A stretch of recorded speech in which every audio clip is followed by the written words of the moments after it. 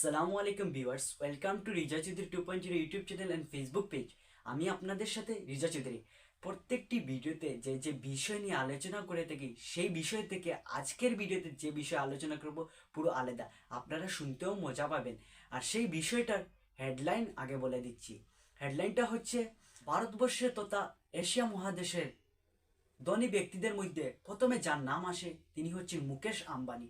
আর সেই মুকেশ আম্বানির ছেলে অনন্ত আম্বানির বিবাহ অনুষ্ঠান হয়েছে। সেই বিবাহ অনুষ্ঠানের নাম দেওয়া হয়েছিল প্রি ওয়েডিং। আর প্রি ওয়েডিংয়ে বিবাহ অনুষ্ঠানে মুকেশ আম্বানির নিমন্ত্রণে যারা গেস্ট এসেছিলেন তারা কে বা কারা, এবং মুকেশ আম্বানির ছেলে অনন্ত আম্বানি কার সাথে বিবাহ করলেন। এবং ভিডিওটি শুরু করার আগে আমি আরেকটি কথা বলছি, আমার ইউটিউব চ্যানেলে যদি আপনারা ভিডিওটি দেখে থাকেন আর ইউটিউব চ্যানেলে নতুন সদস্য হয়ে থাকেন, ইউটিউব চ্যানেলটি সাবস্ক্রাইব করে বেল আইকন প্রেস করে দিন, তাহলে ভিডিওটি আপলোড করার পরে আপনার কাছে গিয়ে সবার আগে প্রথমে পৌঁছবে। আর এবং ফেসবুক পেজে দেখে থাকেন যদি ফেসবুক পেজটি ফলো করে দিবেন, তাহলে শুরু করা যাচ্ছে। মুকেশ আম্বানির ছেলে অনন্ত আম্বানি যে মেয়েকে বিবাহ করেছিলেন সেই মেয়ের নাম হচ্ছে রাধিকা। আর সেই মেয়ের সঙ্গে তিনি বিগত 7 বছর থেকে রিলেশনশিপে ছিলেন। আর সেই রিলেশনশিপ অবশ্যই সাফল্য হয়েছে। আর আমি যদি গেস্টের কথা বলি, গেস্টের তালিকায় প্রথম যার নাম আসবে তিনি হচ্ছেন বিশ্বের ধনী ব্যক্তিদের মধ্যে অন্যতম একজন ধনী ব্যক্তি, এবং প্রথম যা ধনী ব্যক্তিদের মধ্যে নাম আসে তিনি হচ্ছেন বিল গেটস। এবং বিল গেটস তার পরিবারকে নিয়ে সেই বিবাহ অনুষ্ঠানে এসেছিলেন।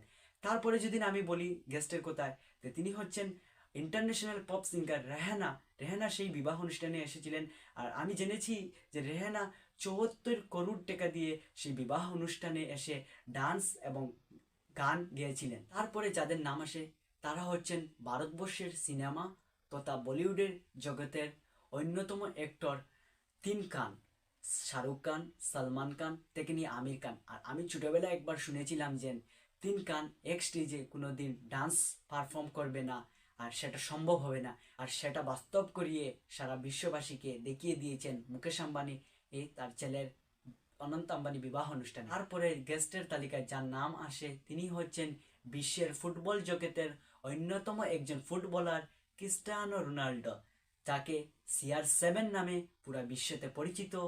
তিনিও সেই বিবাহ অনুষ্ঠানে এসেছিলেন। তারপরে যে গেস্টের নাম আসবে তিনি হচ্ছেন ভারতবর্ষের একজন প্রাক্তন ক্রিকেটার এবং একজন অন্যতম অধিনায়ক ছিলেন মহেন্দ্র সিং ধোনি। তিনিও এসেছিলেন সেই বিবাহ অনুষ্ঠানে তার পরিবারকে নিয়ে।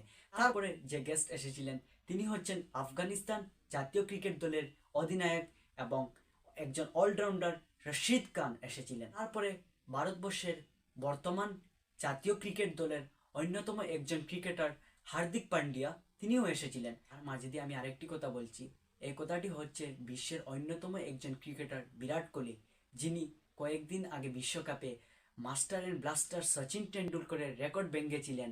সেই বিরাট কোহলি কি বলেছিলেন জানেন? এটা আমার কথা নয়, বিরাট কোহলি বলেছিলেন। বিরাট কোহলি বলেছিলেন যে পরের প্রজন্মকে আপনারা জানিয়ে দিবেন যে আম্বানি যদি সবাইকে কিনতে পারে তাহলে আমাকে কোনোদিনও কিনতে পারবে না। আর সেই বিবাহ অনুষ্ঠানে আম্বানি নিমন্ত্রণ দিয়েছিলেন বিরাট কোহলিকে। বিরাট কোহলি সেই নিমন্ত্রণকে রিজেক্ট করে দিয়েছিলেন। আর সেই বিবাহ অনুষ্ঠানে বিশ্বের অন্যতম ক্রিকেটার DJ ব্রাভো নামে পরিচিত, যিনি ইন্ডিয়ান প্রিমিয়ার লিগে আমরা দেখেছি যে নিজের দলের হয়ে খেলে, নিজের দল যখন বিজয়ী লাভ করে তখন অনেক সময় ডান্স দিয়ে আমাদেরকে হাসি খুশি রাখেন।